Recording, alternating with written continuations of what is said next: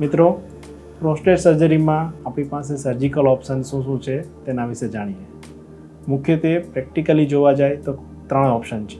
પહેલો option TURP, જેમાં current દ્વારા અમે પ્રોસ્ટેટને નાના ટુકડા કરીને કાઢીએ છીએ. બીજો ઓપ્શન છે લેઝર પ્રોસ્ટેટ, જેમાં ખૂબ મોટું પ્રોસ્ટેટ એટલે કે 100 ગ્રામથી મોટું પ્રોસ્ટેટ હોય ત્યારે એમાં લેઝર પ્રોસ્ટેટથી સર્જરી થતી હોય છે. અને ત્રીજો જે લેટેસ્ટ ઓપ્શન ગણી શકાય એ છે યુરોલિફ્ટ. યુરોલિફ્ટ આપણે બધા દર્દીઓને એડવાઇઝ ના કરી શકીએ, પણ 2 ટાઈપના દર્દીઓ, જેમાં પહેલું દર્દી કે જેને હૃદય ખૂબ નબળું છે, હાઈ રિસ્ક છે, કોમોર્બિડિટી વધારે છે, તેમાં યુરોલિફ્ટ વિધાઉટ એનેસ્થેસિયા થઈ શકે. અને બીજું યંગ પેશન્ટ કે જેને યંગ એજમાં પ્રોસ્ટેટનો ઇસ્યુ થઈ ગયો છે, તો એવા પેશન્ટોમાં યુરોલિફ્ટ સર્જરી કરવાથી ફાયદો એ થાય છે કે એનું સેક્સ્યુઅલ જે ફંક્શન છે એ ડિસ્ટર્બ થતું નથી.